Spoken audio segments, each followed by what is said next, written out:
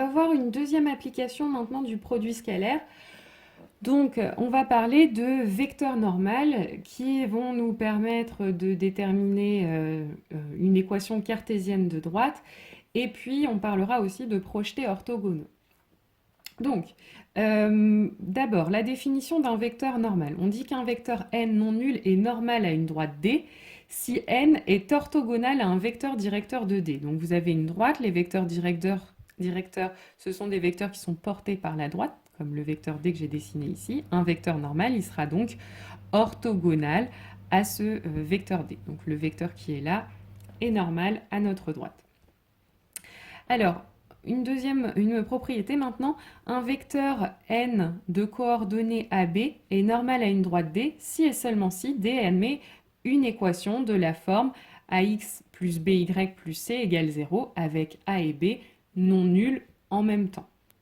Alors on va voir maintenant un exemple pour permettre de comprendre déjà quel est le lien entre ce vecteur normal et le produit scalaire et puis illustrer la propriété. Alors, première question, déterminer une équation cartésienne de la droite D passant par le point A de coordonnées 1, 2 et dont le vecteur normal a pour coordonnées moins 2, 5. Alors, il faut revoir un petit peu ce qui se passe sur le dessin. Donc, imaginons que là, ce soit la droite pour laquelle on essaye de déterminer une équation. Vous avez un point A qui va se trouver dessus et vous connaissez un vecteur normal. Alors, la question, quand on veut déterminer une équation de droite, c'est de se demander si je prends un point M quelconque dans le plan, à quelles conditions est-ce qu'il sera sur cette droite? Eh bien, souvenez-vous, on avait un point A qui était ici et notre point M est là. Donc, à quelles conditions est-ce que notre point M sera sur la droite? Il sera sur la droite à condition que le vecteur AM qu'on peut tracer soit orthogonal au vecteur N qui est là. Donc c'est ce qu'on va écrire en premier. Donc un point M de coordonnées xy appartient à notre droite si et seulement si le vecteur AM et le vecteur N sont orthogonaux. Alors, quand est-ce que des vecteurs sont orthogonaux? On avait vu qu'ils étaient orthogonaux quand leur produit scalaire est nul. Et donc l'idée maintenant, ça va être d'exprimer ce produit scalaire, de le calculer. Donc pour ça, on a besoin des coordonnées des vecteurs AM et N. Donc N, on nous les donne dans l'énoncé. AM, il faut les calculer. Donc le point M a pour coordonnées XY. Et pour obtenir les coordonnées du vecteur AM, il faut que je soustrais les coordonnées du point A. Donc moins 1 et moins 2. Donc maintenant que j'ai les coordonnées de mes vecteurs, je peux calculer leur produit scalaire en faisant le produit des abscisses, donc moins 2 fois x moins 1, plus le produit des ordonnées, donc 5 fois y moins 2. Et donc ce produit scalaire doit être égal à 0. Maintenant, pour obtenir une équation cartésienne de droite, il faut que je développe ces parenthèses. Donc moins 2 fois x moins 2x, moins 2 fois moins 1 plus 2, 5 fois y, 5y, 5 fois moins 2, moins 10, égale à 0. Donc finalement, j'ai plus qu'à additionner 2 et moins 10, qui fait moins 8, et j'obtiens ici l'équation cartésienne de la droite D. Alors, deuxième question maintenant. On vous demande de donner un vecteur normal à la droite D' qui a pour équation 3x plus 4y moins 5 égale à 0. Eh bien, on avait vu dans la propriété qui est ici, que quand vous avez une équation de droite ax plus by plus c égale 0, le vecteur normal, il a pour coordonnées AB, le coefficient devant x, le coefficient devant y. Donc là, pour cette droite, un des vecteurs normaux qu'on peut donner, c'est le vecteur de coordonnées 3, 4, le coefficient devant le x, le coefficient devant y. Alors maintenant, on en arrive à une deuxième grosse partie de l'exemple. On va parler de projeté orthogonal d'un point sur une droite.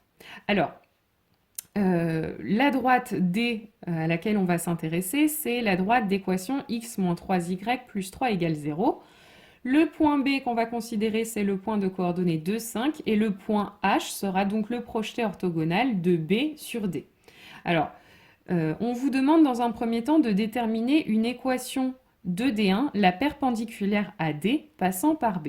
Alors, si on représente un petit peu tout ça sur un schéma, vous avez votre droite D, un point B, et puis on veut déterminer une équation de D1, la perpendiculaire à D passant par B.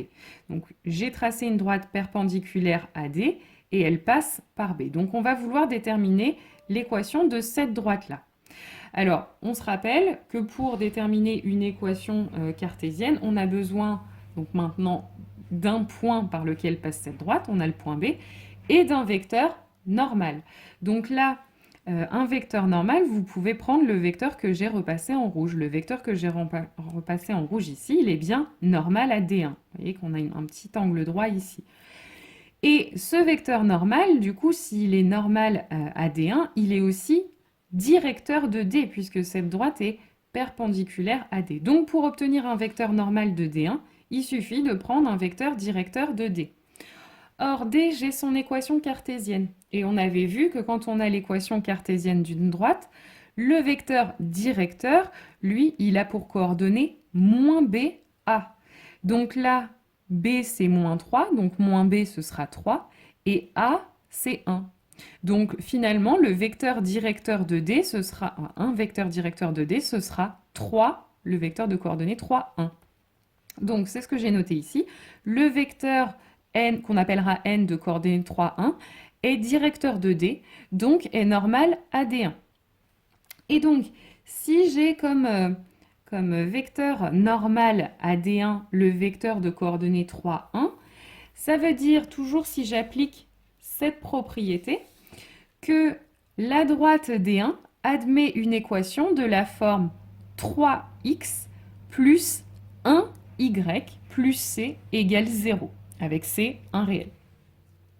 Et donc maintenant, pour avoir vraiment l'équation de ma perpendiculaire, de ma droite D1, il faut que je détermine le coefficient c. Or, pour ça, j'ai mon point B. Le point B, je sais qu'il appartient à cette droite D1. Donc, ces coordonnées vont vérifier l'équation, c'est-à-dire que quand je remplace x par 2 et y par 5, je trouve bien 0. Donc, c'est ce que j'ai fait en dessous. De plus, B, le point de coordonnées 2, 5 appartient à D1. Donc, 3 fois 2 plus 5 plus C égale 0. C'est-à-dire 3 fois 2, 6 plus 5, 11 plus C égale 0. Et donc, si je passe le 11 de l'autre côté, j'obtiens C égale moins 11. Donc, finalement, la droite, l'équation 3x plus y moins 11 est égale à 0 est une équation de D1.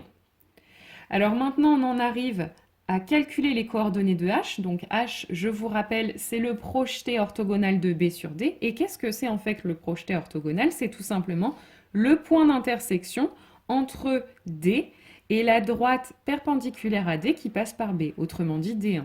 Donc le point H, il est à l'intersection des deux droites. Or, comment est-ce qu'on fait pour déterminer les coordonnées du point d'intersection de deux droites? On résout un système. Le système composé des équations cartésiennes des deux droites. Donc la droite D d'abord et la droite D1 ensuite. Pour résoudre ce système maintenant, ce qu'on fait, c'est qu'on isole une des deux inconnues sur une des deux lignes.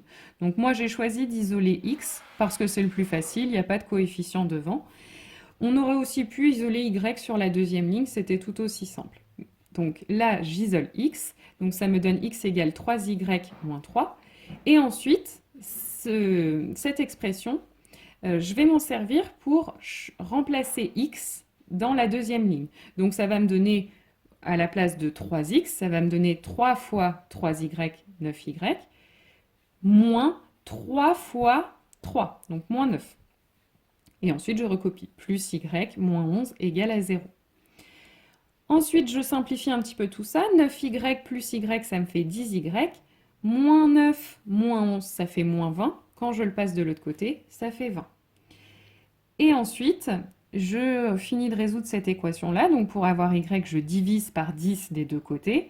Ça me donne y égale 2. Et pour avoir x, maintenant que je sais que y fait 2, je fais 3 fois 2 moins 3. Donc 3 fois 2, 6, moins 3, 3. Donc x est égal à 3.